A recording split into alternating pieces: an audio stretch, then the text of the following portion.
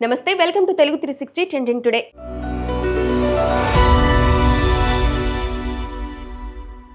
తెలుగు రాష్ట్రాలను సస్యశ్యామలం చేసే శ్రీశైలం డ్యాం గేట్లు తెరుచుకున్నాయి. రైతులు, మంత్రులు, ఎమ్మెల్యేలతో కలిసి సీఎం చంద్రబాబు గేట్లను ఎత్తారు.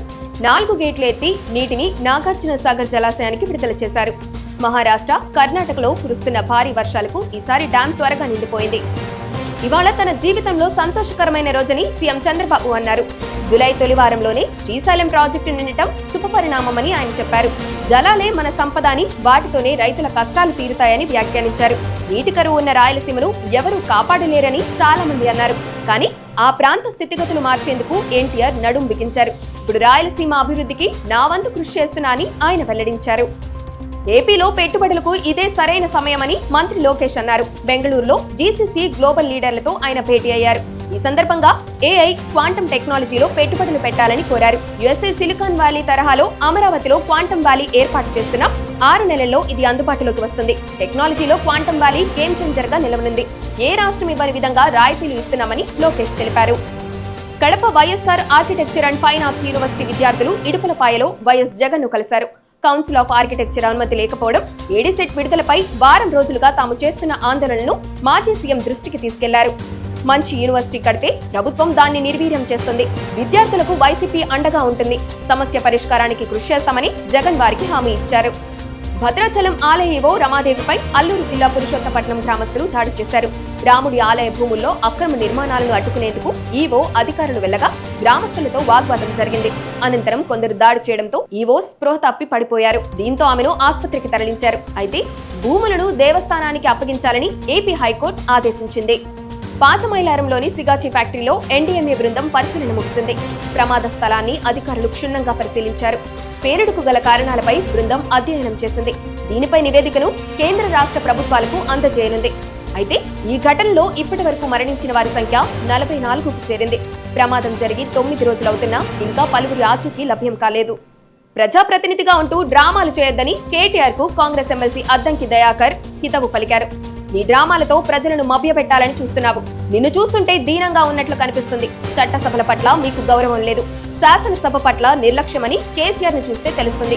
కేటీఆర్, నీకు దమ్ముంటే నీతో పాటు నీ అయ్యను అసెంబ్లీకి తీసుకురా అంటూ సవాల్ విసిరారు అద్దంకి. సీఎం రేవంత్ సవాల్ను బీఆర్ఎస్ ఎమ్మెల్యే కేటీఆర్ జీర్ణించుకోలేకపోతున్నారని డిప్యూటీ సీఎం భట్టి విక్రమార్క దుయ్యబట్టారు.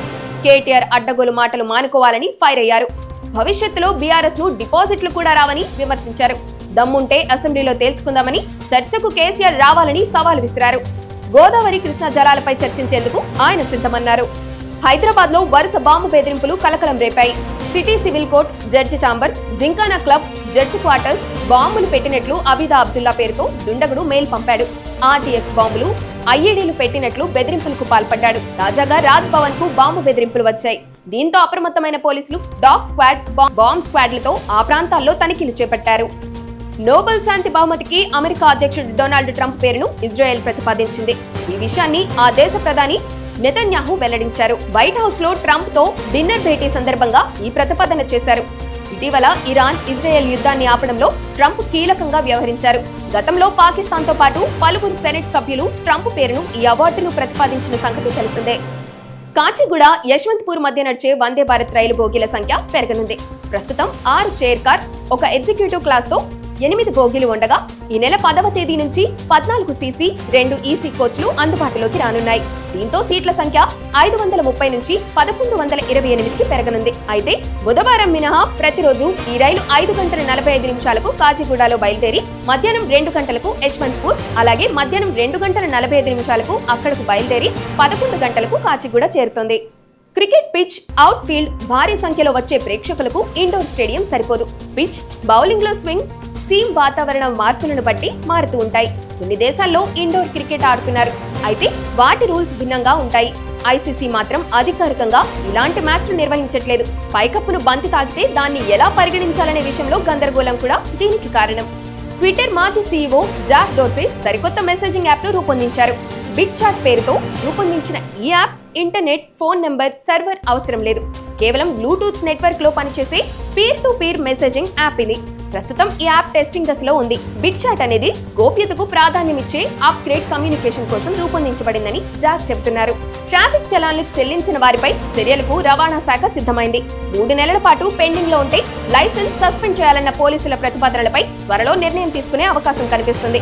ఈ నిర్ణయంతో ట్రాఫిక్ రూల్స్ అతిక్రమణకు పళ్లెం వేయడంతో పాటు ప్రభుత్వం భావిస్తుంది. గత 7 నెలల్లో పదే ట్రాఫిక్ రూల్స్ ఉల్లంఘించిన 18,973 మంది లైసెన్స్ ను అధికారులు సస్పెండ్ చేశారు.